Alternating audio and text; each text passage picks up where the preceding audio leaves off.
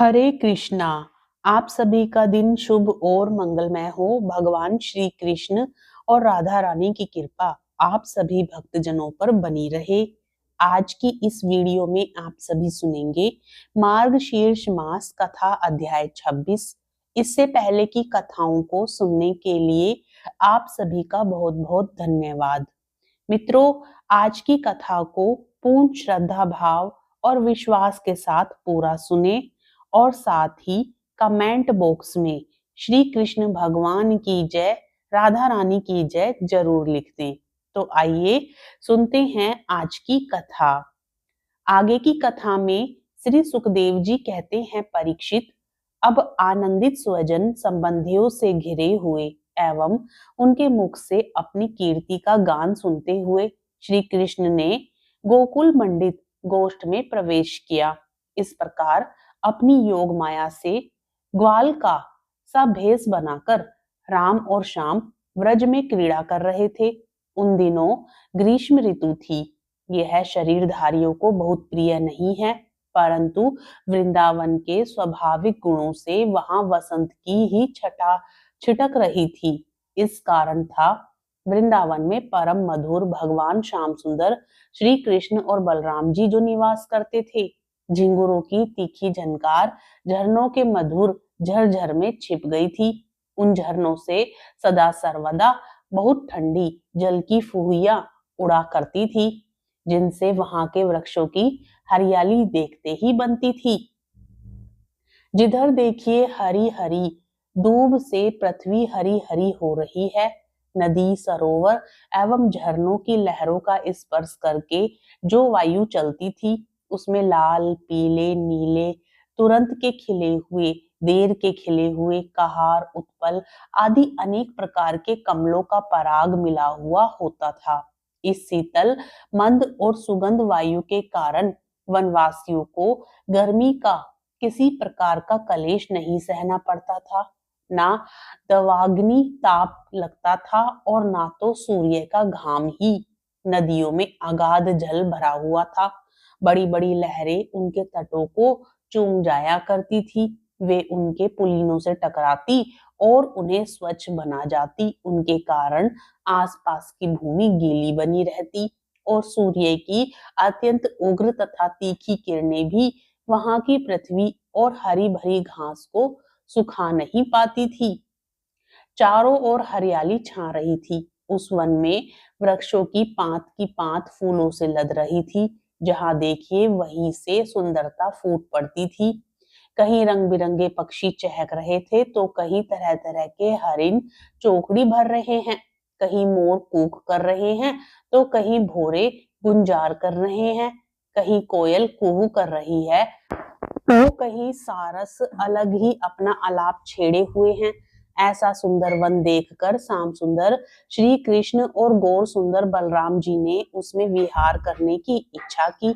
आगे आगे गौएं चली, पीछे पीछे ग्वाल बाल और बीच में अपने बड़े भाई के साथ बांसुरी बजाते हुए श्री कृष्ण। राम, श्याम और ग्वाल बालों ने नव पल्लवों, मोर पंख के गुच्छों, सुंदर सुंदर पुष्पों के हारों और गेरू आदि रंगीन धातुओं से अपने को भांति भांति से सजा लिया। फिर कोई आनंद में मग्न होकर नाचने लगा, तो कोई ताल ठोककर कुश्ती लड़ने लगा और किसी किसी ने राग अल्पाना शुरू कर दिया। जिस समय श्री कृष्ण नाचने लगते, उस समय कुछ ग्वाल बाल गाने लगते और कुछ बांसुरी तथा सिंगी बजाने लगते। कुछ हथेली से ही ताल देते, तो कुछ वाह वाह करने लगते। परीक्षित, उस समय नट जैसे अपने नायक की प्रशंसा करते हैं, वैसे ही देवता लोग ग्वाल बालों का रूप धारण करके वहां आते और गोप जाति में जन्म लेकर छिपे हुए बलराम और श्री कृष्ण की स्तुति करने लगते। घुंघराली अलकों वाले श्याम और बलराम कभी एक दूसरे का हाथ पकड़कर कुम्हार के चाक की तरह चक्कर काटते, घूमरी परेता खेलते, कभी एक दूसरे से अधिक फांद जानने की इच्छा से कूदते, कूड़ी डाकते, कभी कहीं होड़ लगाकर ढेले फेंकते, तो कभी ताल ठोक ठोक कर रस्सा कसी करते। एक दल दूसरे दल के विपरीत रस्सी पकड़कर खींचता, कभी कहीं एक दूसरे से कुश्ती लड़ते लड़ाते इस प्रकार तरह तरह के खेल खेलते। कहीं कहीं जब दूसरे ग्वाल बाल नाचने लगते तो श्री कृष्ण और बलराम जी गाते या बांसुरी सिंगी आदि बजाते, और महाराज कभी कभी वे वाह वाह कहकर उनकी प्रशंसा भी करने लगते। कभी एक दूसरे पर बैल, जायफल या आंवले के फल हाथ में लेकर फेंकते, कभी एक दूसरे की आंख बंद करके छिप जाते हैं, वह पीछे से ढूंढता, इस प्रकार आंख मिचोली खेलते। कभी एक दूसरे को छूने के लिए बहुत दूर दूर तक दौड़ते रहते, और कभी पशु पक्षियों की चेष्टाओं का अनुकरण करते। कहीं मेंढकों की तरह फुदक फुदक कर चलते, तो कभी मुंह बना बनाकर एक दूसरे की हंसी उड़ाते। कहीं रस्सियों से वृक्षों पर झूला डालकर झूलते, तो कभी दो बालकों को खड़ा कराकर उनकी बाहों के बल पर ही लटकने लगते। कभी किसी राजा की नकल करने लगते। इस प्रकार राम और श्याम वृंदावन की नदी, पर्वत, घाटी, कुंज, वन और सरोवरों में वे सभी खेल खेलते जो साधारण बच्चे संसार में खेला करते हैं। एक दिन जब बलराम और श्री कृष्ण ग्वाल बालों के साथ उस वन में गौएं चरा रहे थे, तब ग्वाल के वेश में प्रलंब नाम का एक असुर आया। उसकी इच्छा थी कि मैं श्री कृष्ण और बलराम को हर ले आऊं।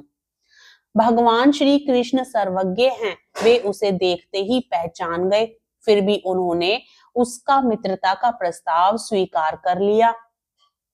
वे मन ही मन यह सोच रहे थे कि किस युक्ति से इसका वध करना चाहिए। ग्वाल बालों में सबसे बड़े खिलाड़ी, खेलों के आचार्य श्री कृष्ण ही थे। उन्होंने सब ग्वाल बालों को बुलाकर कहा, मेरे प्यारे मित्रों, आज हम लोग अपने को उचित रीति से दो दलों में बांट लें और फिर आनंद से खेलें। उस खेल में ग्वाल बालों ने बलराम और श्री कृष्ण को नायक बनाया। कुछ श्री कृष्ण के साथी बन गए और कुछ बलराम के। फिर उन लोगों ने तरह तरह से ऐसे बहुत से खेल खेले जिनमें एक दल के लोग दूसरे दल के लोगों को अपनी पीठ पर चढ़ाकर एक निर्दिष्ट स्थान पर ले जाते थे। जीतने वाला दल चढ़ता था और हारने वाला दल ढोता था। इस प्रकार एक दूसरे की पीठ पर चढ़ते चढ़ाते श्री कृष्ण आदि ग्वाल बाल गौएं चराते हुए भांडीर नामक वट के पास पहुंच गए। परीक्षित एक बार बलराम जी के दल वाले श्री दामा, वृषभ आदि ग्वाल बालों ने खेल में बाजी मार ली, उन्हें अपनी पीठ पर चढ़ाकर ढोने लगे। हारे हुए श्री कृष्ण ने श्री दामा को अपनी पीठ पर चढ़ाया, भद्रसेन ने वृषभ को और प्रलंब ने बलराम जी को। दानवपुंग प्रलंब ने देखा कि श्री कृष्ण तो बड़े बलवान हैं, उन्हें मैं नहीं हरा सकूंगा, अतः वह उन्हीं के पक्ष में हो गया और बलराम जी को लेकर फुर्ती से भाग चला और पीठ पर से उतारने के लिए जो स्थान नियत था उससे आगे निकल गया। बलराम जी बड़े भारी पर्वत के समान बोझ वाले थे, उनको लेकर प्रलंबासुर दूर तक ना जा सका। उसकी चाल रुक गई। तब उसने अपना स्वाभाविक दैत्य रूप धारण कर लिया।